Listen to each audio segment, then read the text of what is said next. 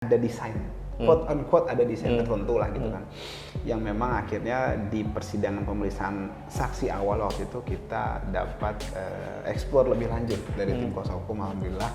Gitu. Jadi pelapor ini pertama mengatakan bahwa ia hanya bertiga gitu kan, ya dengan ini, ya maksudnya masyarakat biasa yang kita sebenarnya curiga siapa di balik ini gitu kan. Nah, alhamdulillahnya kemarin dari pertanyaan pas kaderul pertanyaan saya gitu kan, kita tanya sama siapa anda nih bertiga ngumpul sebelum melaporkan Habib Bahar nih gitu kan. Yang satu dari Cilegon, yang satu dari Serang, yang satu dari Jakarta Utara, ngumpul di Menteng. Nah, untuk membahas katanya reuni gitu kan. Dan ternyata ada sosok GR gitu kan yang ternyata akhirnya terungkap lah gitu terkait dengan ini gitu. Dan beliau ini dia ini sudah tidak asing lagi lah gitu di kalangan aktivis Islam, insya Allah gitu kan. Memang sering melaporkan beberapa pihak lah seperti itu.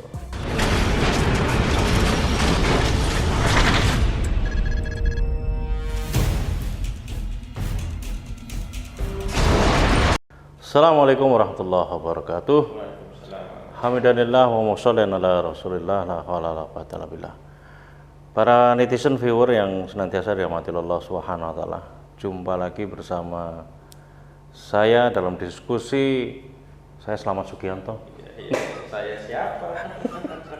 Dalam diskusi bulan Syawal, nampaknya kita memang penting untuk selalu mengingat perintah Allah. Salah satunya adalah memperhatikan persoalan kaum muslimin. Di antara persoalan kaum muslimin sekarang yang kita hadapi adalah soal kezaliman yang menimpa kepada tokoh dan para alim ulama. Di antara beliau adalah Habib Bahar Smith yang sekarang sudah dalam proses menjalani proses pengadilan. Dan saya kira ini sangat ditunggu seperti apa sebetulnya penegakan hukum di negeri ini. Benar-benar mengedepankan prinsip-prinsip hukum equality before the law, prinsip-prinsip yang bisa menghadirkan keadilan di negeri yang mayoritas muslim terbesar di dunia ini. Dan bersama saya sudah hadir dua orang narasumber yang akan mencoba menguraikan seperti apa sebetulnya sikap dan pandangan kita terkait dengan yang sekarang ini menimpa Habib Bahar bin Smith, yang saya kira kita sudah melihat sosok beliau sebagai seorang pejuang Islam yang memberikan pencerahan kepada kita sebagai bagian dari alim ulama yang sangat ditunggu kiprah beliau untuk memberikan pencerahan dan pencerdasan umat. Yang pertama adalah Bang Aziz Yanuar, sarjana hukum, master hukum. Saya juga baru ketemu langsung face to face dengan beliau.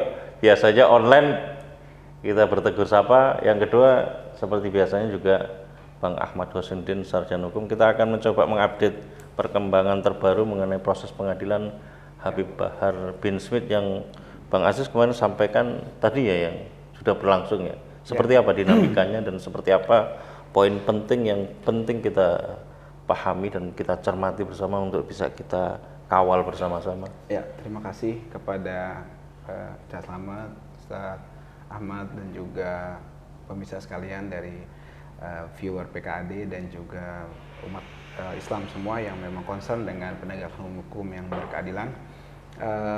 Memang betul saat ini proses persidangan ya Habib Bahar bin Smith sedang berlangsung, gitu kan. Prosesnya itu sekarang sudah sampai pemeriksaan saksi ya, yang diajukan dari pihak jaksa. Ini sudah sidang setelah pembacaan dakwaan, kemudian ada eksepsi, kemudian ada jawaban atas eksepsi, putusan sela, kemudian ada saksi pelapor kemarin, kemudian juga pelapornya juga, dan saat ini adalah sidang yang ketujuh kalau saya tidak salah, seperti itu. Yang ketujuh, dan insya Allah akan dimaratonkan, jadi sepekan 2 kali, gitu kan, sepekan 2 kali dengan setiap saksi itu antara paling sedikit tadi cuma 3. Nah, biasanya itu direncanakan 7 sampai 10. itu jam 10 saksi gitu kan.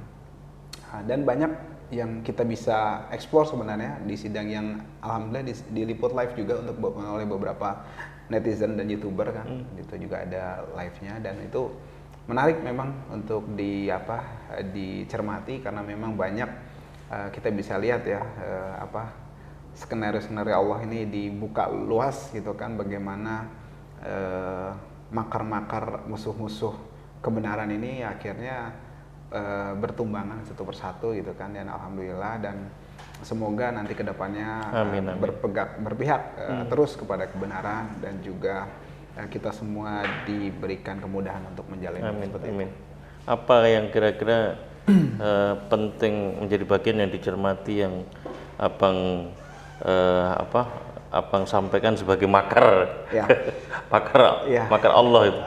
Jadi ternyata ini ada desain, quote unquote ada desain tertentu lah gitu kan, yang memang akhirnya di persidangan pemeriksaan saksi awal waktu itu kita dapat eksplor lebih lanjut dari tim kuasa hukum, alhamdulillah. Itu jadi pelapor ini pertama mengatakan bahwa ia hanya bertiga gitu kan, ya dengan ini, ya maksudnya masyarakat biasa yang kita sebenarnya curiga siapa di balik ini gitu kan. Nah, alhamdulillahnya kemarin dari pertanyaan pertanyaan saya gitu kan, kita tanya sama siapa Anda nih bertiga ngumpul-ngumpul sebelum melaporkan Habib Bahar nih gitu kan. Yang satu dari Cilegon, yang satu dari Serang, yang satu dari Jakarta Utara, ngumpul di Menteng. Nah, untuk membahas katanya reuni gitu kan. Dan ternyata ada sosok GR gitu kan yang ternyata akhirnya terungkap lah gitu terkait dengan ini gitu kan. Gitu. Dan beliau ini dia ini sudah tidak asing lagi lah gitu di kalangan aktivis Islam insya Allah gitu kan. Memang sering melaporkan beberapa pihak lah seperti itu. Gitu. Jadi, seberapa jauh itu objektivitas proses pengadilan itu nanti memang bisa berjalan? Ya, kalau misalnya kita katakan objektif dari prosesnya gitu kan, itu tentu saja kita harus mengacu nantinya kepada fakta persidangan dan bukti-bukti gitu kan. Nah, itulah memang saat ini medan kita dari tim kuasa hukum yang memang kita bisa maksimalkan di sini gitu kan. Dan tadi juga bagaimana kita berusaha semaksimal mungkin untuk membongkar bahwa saksi-saksi yang dihadirkan ini bukan murni dari hati mereka atau kesadaran mereka gitu kan, akan tetapi sudah ada desain-desain tertentu atau arah-arah tertentu yang memang digunakan untuk menjerat Habib Bahar bin Smith dalam hari ini seperti itu yang kita maksimalkan supaya ya keadilan bisa terungkap, kebenaran bisa terkuak gitu kan, dan juga masyarakat bisa objektif melihat proses ini sedemikian rupa seperti itu. Jadi banyak orang-orang yang di BAP mengatakan luar biasa, bahasanya, retorikanya canggih benar gitu kan, tapi pas di persidangan kita lihat jauh gitu kan. Akhirnya kita tinggal explore sedikit, kemudian terungkap apa sih ini, dibalik ini semua siapa sih gitu kan. Kok Anda bisa bicara sedemikian rupa di BAP, tapi pas di sidang ya sulit lah untuk seperti itu, karena kan memang kalau hal-hal itu kok nggak bisa dipaksakan, kalimat-kalimat beda lah gitu kan bahasanya gitu kan, dan itu akhirnya terungkap di persidangan satu persatu. Seberapa jauh sebetulnya kekhawatiran publik mengenai nanti pada akhirnya persidangan Habib Bahar bin Smith itu bisa benar-benar menguak seperti apa sebetulnya? Ya nanti sederhana aja sebenarnya, para saksi baik pelapor ataupun saksi dari yang memberatkan Habib Bahar yang diajukan itu kan banyak yang mengatakan berita bohong itu kan. Nah, kita tanya bohongnya yang mana, sederhana kan gitu kan. Kemudian juga mereka mengatakan bahwa ini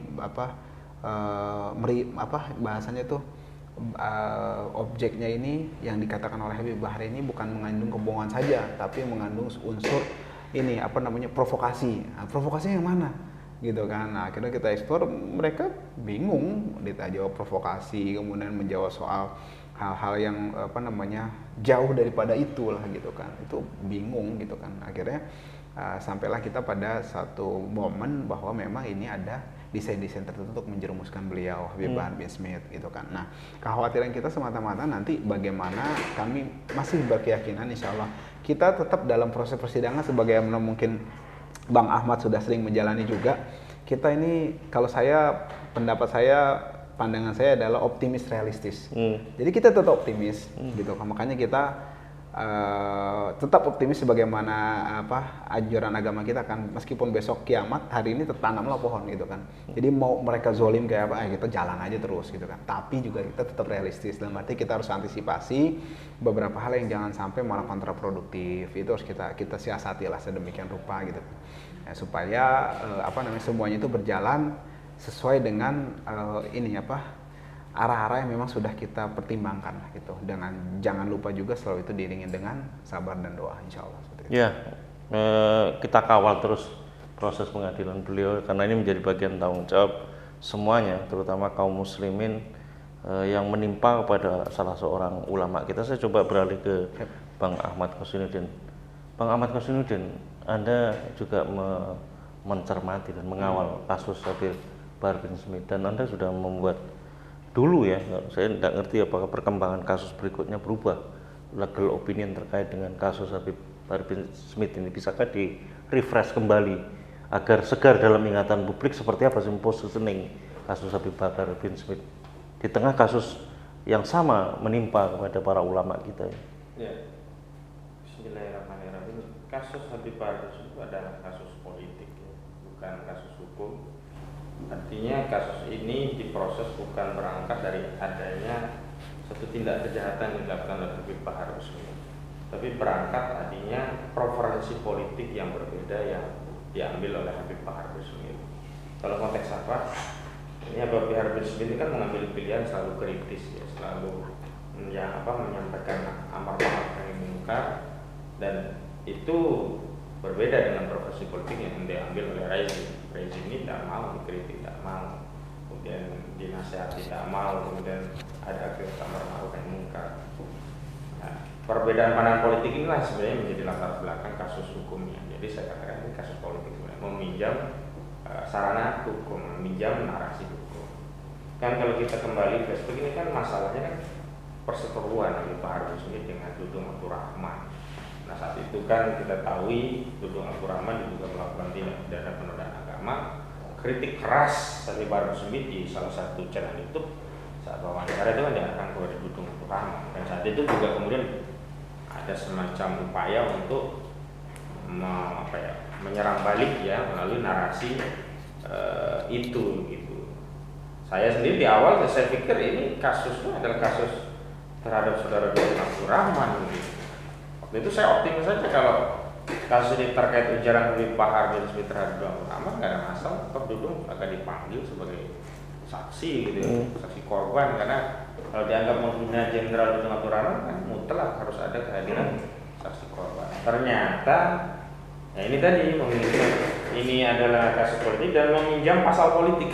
Apa pasal politiknya? Pasal politik itu pasal 28 ayat 2 Undang-Undang ITE dan pasal 14, 15 Undang-Undang Nomor 1 Tahun 1946. Itu pasal politik karena semua aktivis-aktivis itu dikenakan dengan pasal ini sama seperti dengan Bang Edi Mulyadi, itu pasalnya sama. Nah, kita juga tahu lagi dalam prosesnya bukan proses hukum, proses politik. Misalkan ini kan lokus deliktinya kan di Jawa Barat, tapi bisa diterima laporannya di Polda Metro Jaya, walaupun akhirnya dilimpahkan ke Polda Jawa Barat. Sementara Denny Siregar lokus deliktinya di Jawa Barat, ya dari tingkat Polres dinaikkan ke Polda Jawa Barat. Begitu dikejar di Polda Jawa Barat kok dilimpahkan ke Polda Metro Jaya gitu kan? Ini kan aneh gitu. Nah dari situ kan kita bisa membaca memang ada desain tadi, kalau bahasa Bang Ajis quote and quote desain, kalau saya menyebutnya ini desain politik, desain kekuasaan. Siapa? Ya tentu rezim hari ini yang berkuasa. Dan karena rezim ini yang berkuasa, yang punya perangkat kekuasaan, maka ini adalah kasus perseteruan dalam tanda petik ya antara rakyat yang ingin menyampaikan dakwah amar ma'ruf nahi munkar dengan rezim yang ya tidak mau dinasihati, tidak mau dikritik gitu. Rezim ini ingin kalau mereka salah ya masyarakat diam saja gitu. Termasuk kalau ada tindakan-tindakan yang menodai agama ya maunya dibenarkan semua. kita bisa konfirmasi itu awalnya kan ini kasus terkait Dudung kan saat rencana pemanggilan Habib Waris itu kan datang itu dan di mana itu lupa saya, dan akhirnya kalau nggak salah dipecat deh atau dirotasi. Ini nuansanya kental. Nah, karena kalau yang melapor terkait Dudung itu akan ada konsekuensi, dia akan diperiksa, maka untuk menghindari itu dicarilah materi yang lain yang ceramah di Marga Asih di Kabupaten Bandung, dan kemudian tidak menggunakan delik aduan, deliknya ya tadi delik politik ya, pasal politik pasal 28 dan Undang-Undang ITE dan pasal 1415 Undang-Undang Nomor 1 Tahun 1992. Kabar pasal hoax ya, pasal menyebar kebohongan dan menerbitkan keonaran, ini pasal yang juga belum dikenakan kepada Habib Rizik Syihab. Jadi kalau desainnya desain politik, desain kekuasaan, ya kita bisa takar bahwa akan banyak terjadi tadi bahasanya pengkondisian karena dipaksakan harus masuk. Kayak tadi kalau kita bicara objektif, ketika satu keterangan sudah muncul dari saksi, sebenarnya hakim tinggal mempertimbangkan keterangan dari saksi tadi, bukan kemudian menggali lebih lanjut agar muncul kesimpulan atau keterangan yang lain. Ini kan ngaco, ini seperti mengarahkan gitu. Nah, itu yang kemudian saya juga melihat, oh berarti sudah ada desain. Tapi saya setuju tadi, karena kita harus terlalu positive thinking, dan yang paling penting saya kira begini, narasi kita paling penting adalah kita hendak menunjukkan fakta persidangan ini kepada umat, biar umat yang menilai, umat yang menghakimi, umat yang memberikan vonis. Kenapa? Karena nama baik ya Habib Waris itu di tengah-tengah umat itu jauh lebih penting untuk dijaga ketimbang vonis dari pengadilan itu sendiri. Kita tidak bisa mengendalikan palu hakim, tapi kita bisa mengendalikan pikiran umat. Dengan apa? Menyampaikan fakta-fakta persidangan yang sesungguhnya, menyampaikan argumentasi tentang kasus ini sebenarnya kasus politik, bukan kasus hukum. Ini sebenarnya adalah kriminalisasi, bukan tindak pidana kejahatan yang memang layak untuk dibawa ke meja pengadilan. Nah, di titik itu nanti akhirnya ya suatu saat orang akan memberi penanda, oh orang yang zalim itu tandai, ini orang zalim itu tandai. Nah, pada saat kan orang-orang zalim itu tidak menunggu di akhirat mendapatkan balasan, di dunia dia pasti mendapat. Makanya saya nasihati kepada hakim-hakim itu, silakan saja kalau Anda mau zalim ya, Anda akan mendapat balasan kezaliman, tidak menunggu di akhirat, di dunia pasti kalian akan mendapatkan balasan dari kezaliman kalian terhadap siapapun yang kalian zalimi gitu. Dan sudah banyak contoh-contohnya dulu yang mengadili mendakwa Habib Rizik Syihab juga sudah ada gitu. Ya silakan saja kalau ingin mengulangi kezaliman dan ingin mendapatkan balasan atas kezaliman, dan tidak perlu menunggu di akhirat, kezaliman di dunia juga akan terbalas. Itu aja. Ya, persoalannya kemudian respon publik ya, seberapa jauh publik atau masyarakat itu bisa menangkap bahwa ini adalah proses politik, kasus politik yang dibingkai dalam sebuah kasus hukum. Ada dua hal ya agar ini sampai berapa. Pertama, memang kita tidak sedang menjelaskan kepada orang yang sudah punya tendensi kebencian. Misalkan orang-orang yang ya memang membenci apa itu yang mau dijelaskan berkali-kali, nggak penting, kita nggak perlu ke situ. Tapi kita ingin menjelaskan kepada orang-orang yang memang ingin mengetahui kebenaran sesungguhnya seperti apa. Nah, inilah yang harus kita fokuskan menyampaikan. Kedua, kita sedang menyampaikan sesuatu dengan argumentasi, dengan data, fakta persidangan, data-data pasal-pasal, teori-teori hukum yang kemudian bisa kita simpulkan nggak layak kasus ini. Jadi bisa dengan dua pendekatan, kasus ini nggak layak dengan pendekatan bahwa ini bukan kejahatan, atau yang kedua, kalaupun ini ya masuk layak, sementara kasus-kasus yang lain yang lebih parah nggak diproses. Dari situ kan orang akan bilang, oh ini memang ditarget. Kalau sudah ditarget ya orang akan melihat itu bukan. Nanti maksud saya begini, kalaupun divonis keliru, masyarakat tidak akan menilai dia penjahat. Ini pejuang. Nah, ini harus kita bahwa risiko pejuang di antara yang mendapat kezaliman dari penguasa memang sudah dikabarkan jauh-jauh hari oleh Rasulullah SAW. Bahkan Sayyidus Syuhada itu adalah Arjal apa namanya yang Abdul Jihad kalimatul haqqin inda Sultan Zaid. Jadi sebaik-baik jihad adalah kalimat yang hak di hadapan penguasa yang zalim. Nah, ini yang harus kita selamatkan sebenarnya itu. Dan memang yang kita butuhkan sebenarnya itu. Yang kita kuasai juga itu. Kalau paling pengadilan ya itu cuma sudah menjadi wewenang kekuasaan. Namun ada satu hal, ada titik di mana akhirnya paling pengadilan itu tidak bisa mengetuk selain apa yang dikehendaki masyarakat. Kalau opini publik sudah melarang, maka saya kira fakta persidangan ini kita ikuti penting dalam rangka untuk membangun opini di tengah masyarakat bahwa Habib Bahar Smith tidak bersalah, bahwa dia sedang dikriminalisasi, bahwa kasusnya itu adalah kasus politik bukan kasus hukum, dan kemudian masyarakat memberikan kesimpulan, oh ini kezaliman. Nah, tinggal hakim tadi misalkan, kalau dia memang tidak ingin mendapatkan balasan atas kezaliman, kan membuat vonis yang menegakkan keadilan. Tapi kalau dia ingin melengkapi kezaliman sebelumnya, karena kan di kepolisian dizalimi, di kejaksaan dizalimi, ya harus dilegitimasi melalui putusan. Kalau putusannya tidak melegitimasi, maka akan terbongkar. Nanti kalau katakan di dunia mereka bisa saja ya, tapi di akhirat tidak bisa. Tapi saya katakan tadi, bahwa kezaliman itu tidak menunggu balasan di akhirat. Di dunia pasti dapat balasan. Ya, ini saya kira penting, dan ini urusannya bukan hanya urusan dunia, tapi urusan akhirat, maka memang harus menjadi catatan yang penting, terutama bagi para hakim, jaksa penuntut umum. Percayalah dan yakinlah bahwa ini pertanggungjawabannya bukan dunia saja, tapi di akhirat. Saya balik lagi ke Bang Aziz Yanuar. Apapun keputusannya nanti, akhir proses pengawalan itu menjadi penting, karena ini terkait dengan seberapa sebetulnya komitmen terhadap para ulama yang objektivitas kasusnya bisa ditakar sebetulnya secara hukum maupun secara publik. Seperti apa sebetulnya Anda melihat ini dalam kerangka mengawal terus proses pengadilan hingga sampai akhir, apapun keputusan pengadilannya nanti? Ya, jadi memang dari awal kita sudah berkomitmen bahwa segala bentuk kezaliman dan kemungkaran ini harus kita lawan dan tidak bisa kita biarkan seperti itu kan. Meskipun di situ ada risiko dan kondisi-kondisi yang harus dihadapi seperti itu. Itu yang memang dari tim pengacara dan tim kuasa hukum sudah berkomitmen untuk hal tersebut. Kemudian juga soal opini, memang betul tadi ditegaskan lagi oleh Ustadz Ahmad bahwa itu penting, karena bagaimanapun juga kita di sini membutuhkan dukungan gitu kan. Artinya kita jalan bareng lah gitu kan. Kalau memang kita punya satu tujuan bareng gitu kan, kita jalan bareng. Dan orang-orang yang satu tujuan itu kan butuh informasi. Makanya kita butuh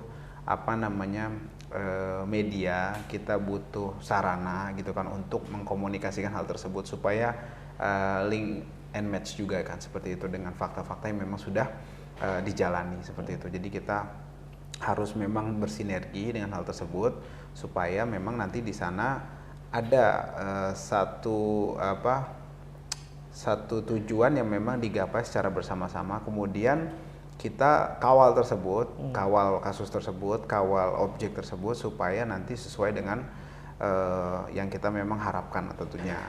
Dan itu memang sangat tidak mudah apalagi dengan kondisi seperti ini kan gitu, dimana tadi sudah ditegaskan hukum dijadikan sarana lah gitu kan untuk mencapai tujuannya gitu. Jadi hukum ini bukan sebagai alat untuk menentukan benar atau salah atau menjadi tools gitu kan untuk mencapai keamanan, ketertiban, itu omong kosong lah gitu kan. Kenapa? Ya karena memang kalau kita mau jujur, hukum itu kan harus berkeadilan. Artinya kalau berkeadilan itu sama. Kalau yang satu dihukum dengan hal yang A, maka pihak lain melakukan hal A harus dihukum juga dong. Nah ini kan enggak, yang melakukan A kalau si ini dihukum, kalau si ini nggak dihukum, si fulan dihukum, si fulanah tidak dihukum. Itu kan nggak bisa kayak gitu kan. Nah itu yang saya mau buka gitu loh. Kemudian juga yang kedua, kalau memang ini memang tujuannya memang untuk ketertiban gitu kan, apa yang orang bukan kita yang bukan para terdakwa yang ini yang buat nggak tertib kan, yang bikin nggak tertib kan impor serampangan kan begitu kan, kemudian infrastruktur nggak karu-karuan kan begitu, utang yang kemana-mana gitu kan, itu kan yang bikin nggak tertib. Nah kemudian penegakan hukum juga yang nggak berkeadilan, kemudian juga politik luar negeri yang nggak punya harga diri, nggak ada marwah seperti itu, ini kan yang bikin nggak tertib. Akhirnya semua itu bermuara atau menimbulkan suatu hal yang saya pernah dengar itu namanya teori spiral kekuasaan gitu kan. Nah akhirnya Dom Helder Camara gitu kan, akhirnya yaitu dimulai dengan ketidakadilan, muncullah pemberontakan atau ketidakpuasan, dihadapi dengan represi, muter aja di situ. Gitu jadi kan. vicious circle. dari lingkaran setan yang tidak berujung. Seperti Kekerasan dijawab dengan Iya, kekerasan. makanya kita harus kawal itu semua supaya memang tadi hal yang kita sama-sama cita-citakan gitu kan, itu semua tercapai untuk penegakan hukum yang berkeadilan. Memang kita tahu bahwa bukan karena kita, itu semata-mata karena Allah Subhanahu wa taala. Kita di sini hanya berjuang, begitu juga masyarakat publik juga saya yakin mayoritas cinta dengan kebenaran dan keadilan dan tahu bahwa memang ini harus dijalanin gitu. Makanya kita usahakan semaksimal mungkin seperti itu.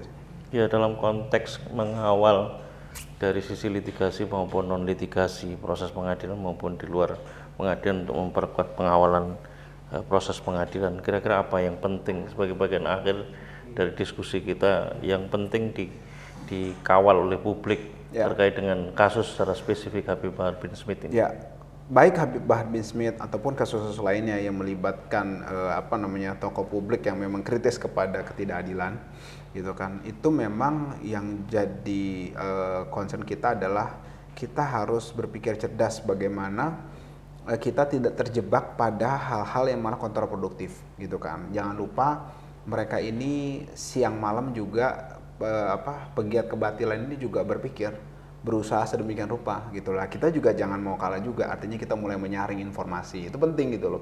Jangan sampai kita bicara mengenai itu ketidakadilan, itu hoax semua yang disebarkan oleh kubu sana gitu kan, tapi kita juga menyebarkan yang sama gitu kan. Kemudian kita juga dalam hal ini kita di sini meminjam istilah Imam Ghazali, ini ada perang pemikiran lah gitu kan, Ghazul Fikr, gitu kan. Sorry, bukan Imam Ghazali, salah satu ulama lah gitu, bahwa ini adalah Ghazul Fikr. Jadi artinya kita harus cerdas dalam menyikapi, jangan sampai kita malah bermain di gendang mereka gitu kan. Itu menurut saya penting, dan diskusi-diskusi yang diadakan oleh PKAD ini sangat penting, salah satunya untuk jadikan salah satu barometer atau acuan supaya kita pandai-pandai memilah mana yang kita dijebak oleh pihak yang memang quote unquote musuh kita, atau memang kita ada di yang benar seperti itu. Kemudian juga fakta-fakta itu harus kita ungkap seperti itu, dan juga kita harus pandai untuk melihat sesuatu dari sudut pandang yang memang strategis untuk melawan itu. Jangan sampai kita nggak ada strategi, kan kalau nggak ada strategi juga kalah juga. Orang kita punya segalanya, kalau nggak ada strategi juga kalah, apalagi kita nggak punya apa-apa gitu kan. Maksud saya secara ukuran dunia ya, kalau pertolongan Allah insya Allah pasti akan datang, tapi datangnya insya Allah dengan kecerdasan juga seperti itu. Ya, Pak Ahmad Masudin, kira-kira apa yang strategis untuk kita kawal terkait dengan Habib Bahar Smith, dan harapan publik seperti apa sebetulnya yang harus dilakukan terhadap mengawal Habib Bahar bin Smith ini? Kita harus bangun narasi bahwa kasus Habib Bahar Smith itu bukan kasus pribadi beliau, tapi ini kasus umat. Sehingga pembelaan yang diberikan itu bukan hanya dari tim kuasa hukum, bukan hanya dari kelompok tertentu, tapi seluruh umat. Dengan narasi apa? Kalau tokohnya saja diginiin, tidak ada pembelaan, tentu yang bukan tokoh bisa lebih parah lagi. Karena itu pembelaan terhadap Habib Bahar Smith punya dua dimensi ya. Pertama, dimensi untuk membela Habib Bahar itu sendiri, yang kedua untuk memproteksi umat atau tokoh-tokoh yang lain, agar ada pesan kepada rejim bahwa kita ini tidak akan meninggalkan ulama-ulama kita. Jadi cukup Habib Bahar Smith dan jangan melebar ke yang lainnya. Kalau ke yang lain kami juga akan bela. Kalau tidak ada pembelaan terhadap Habib Bahar Smith ini seolah-olah kita hanya menyerahkan leher tokoh-tokoh kita. Kemudian rejim ini bisa akan meluas dan melakukan kriminalisasi kepada tokoh-tokoh yang lain. Toolnya diantaranya tadi perlawanannya dan mengungkapkan ketidakadilan dan diskriminasi. Kalau diskriminasi itu paling mudah ya.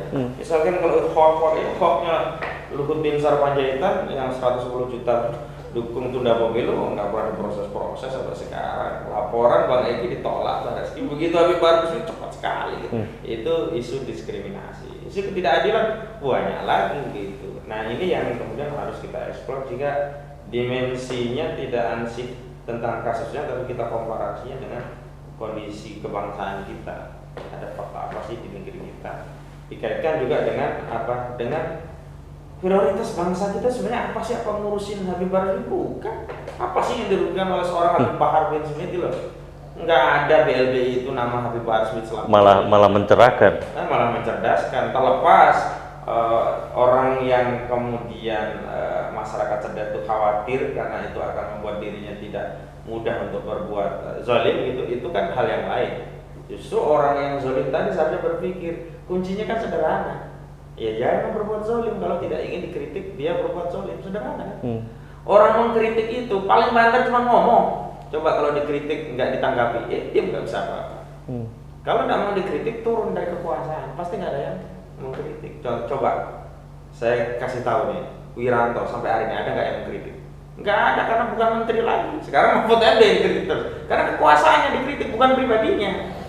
Jadi Jokowi juga kalau dikritik, coba nanti kalau dia selesai nggak jadi presiden, nggak ada yang kritik, karena urusannya orang yang mengkritik itu terkait dengan kemaslahatan bangsa, bukan terkait like or dislike kepada individu. Soalnya kalau dia sudah tidak terjebak, tidak ada kaitan dengan kemaslahatan masyarakat, nggak penting juga kita ngapain sekarang misalnya kritik Wiranto, nggak ada urusannya. Dia urusan apa, dia kita apa, nggak ada. Karena apa? Tidak ada korelasinya dengan kemaslahatan atau kemafsadatan bagi masyarakat. Tapi kalau dia punya kekuasaan itu kalau baik bisa membuat masyarakat baik, kalau buruk bisa membuat masyarakat buruk, di situ. Dan sekali lagi ya, kalau kita kembalikan kepada basis argumentasi akidah, mengkritik itu tidak sekedar kebebasan menyampaikan pendapat, bukan perintah akidah, amar ma'ruf nahi munkar. Kalau tidak mengkritik ada kezaliman, dosa konsekuensinya.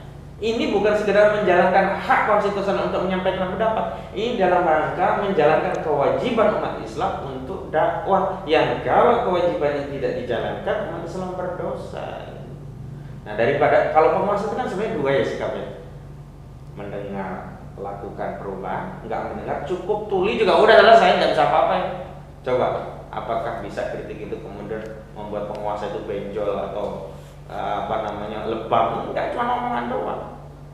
Nah, itu yang kemudian sikap batin itu harus ada pada setiap kita, karena ini kekuasaan itu kan cuma ganti-gantian aja. Nanti orang yang berkuasa gantian jadi rakyat.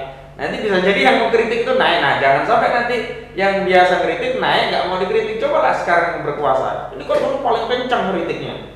Nangis. Wah, sampai nangis kalau BBM naik itu, ya Allah, air mata Bombay, air mata buaya. Sekarang mereka dikritik gak mau.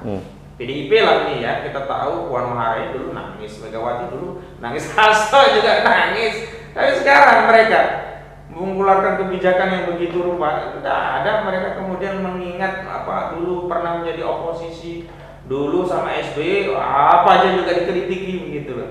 Nah, harusnya sikapnya adalah apa sih yang dilakukan ketika dulu penguasa sebelum. Saya lihat sih SBY dulu tidak pernah kemudian mengejar-ngejar sampai kriminalisasi, masih lumayan lah fair, sampai ada kerbau ditulis SBY si Buya, enggak ditangkap. Begitu ada ujaran pribadi, dia sendiri yang bikin laporan.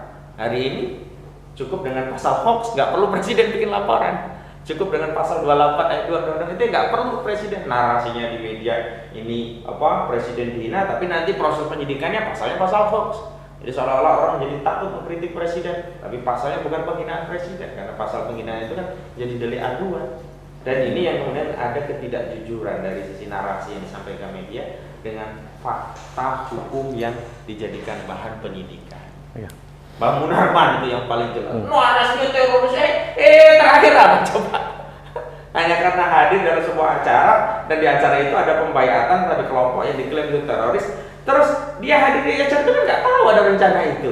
Dan apa sebenarnya substansinya yang dilakukan beliau dalam acara itu? Dakwah, menyampaikan pandangan. Nggak melaporkan katanya. Nah, hanya karena nggak melaporkan dianggap menyembunyikan, padahal apa institusi sudah tahu. Oh, ada juga aparat di situ. Dan kenapa hanya Munarman? Kan berarti semua harusnya panitia, semua digarap. Enggak juga, ada pilih-pilih juga. Nah, ini yang kemudian antara narasi dengan fakta itu memang jomplang. Dan di titik tertentu kan akhirnya mereka berbuat zalim. Mereka Bang Munarman akhirnya mau nggak mau harus dipidana. Karena sekarang itu udah target.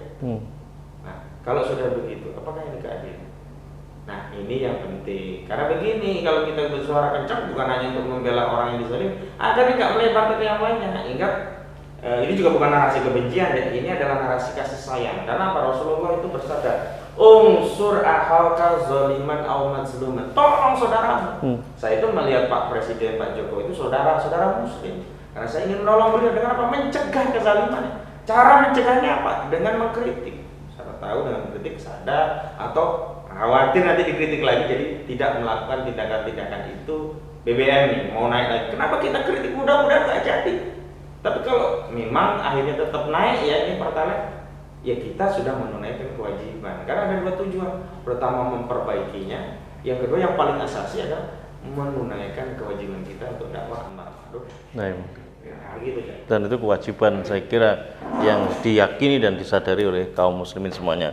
Paling akhir silahkan Bang Aziz, khusus Bang Aziz menyampaikan apa kira-kira poin terpenting di tengah proses pengawalan terhadap kasus Habib Bahar bin Smith ini. Ya, poin pentingnya adalah tadi sebenarnya sudah diambil semua oleh Ustadz Ahmad. Poin pentingnya adalah kita menyuarakan amar ma'ruf nahi munkar ini adalah kewajiban kita sebagai kaum muslim dan bentuk kecintaan kita kepada saudara-saudara kita, baik saudara dalam akidah maupun saudara dalam kemanusiaan. Seperti itu. Jadi kita melakukan ini semata-mata atas bentuk kecintaan dan lillahi ta'ala, tidak lain tidak bukan. Malah karena itu tetap kita berisik, tetap kita kritis, tetap kita jangan cuek terhadap ketidakbenaran, terhadap kezaliman, terhadap kemunkaran.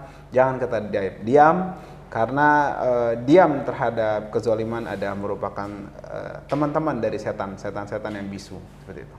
Ya, terima kasih Bang Aziz Yanuar, terima kasih Bang Ahmad Khairuddin. Saya kira ini bagian dari kewajiban kita dan tanggung jawab kita untuk memberikan pengawalan sebagai bagian dari upaya untuk tetap menjalankan apa yang jadi perintah Allah Subhanahu wa taala, untuk kewajiban kita mengawal para ulama kita Dan kita mencegah sebenarnya, mencegah musibah yang paling besar. Nah, Karena musibah yang paling besar itu bukan harta atau anak itu hilang, tapi ya, ulama, tapi adanya kebenaran di muka kita, di depan kita, tapi kita dipalingkan oleh Allah. Itu adalah musibah yang paling besar. dan ulama adalah yang paling terdepan untuk mengawal kebenaran ini dan menjadi bagian dalam masyarakat untuk menegakkan kebenaran ini. Saya kira itu yang bisa kita sampaikan dalam diskusi kita. Semoga ini menjadi bagian dari pencerahan dan cerdas umat. Billahi taufiq wal hidayah. Wassalamualaikum warahmatullahi wabarakatuh. Waalaikumsalam warahmatullahi wabarakatuh. Terima kasih.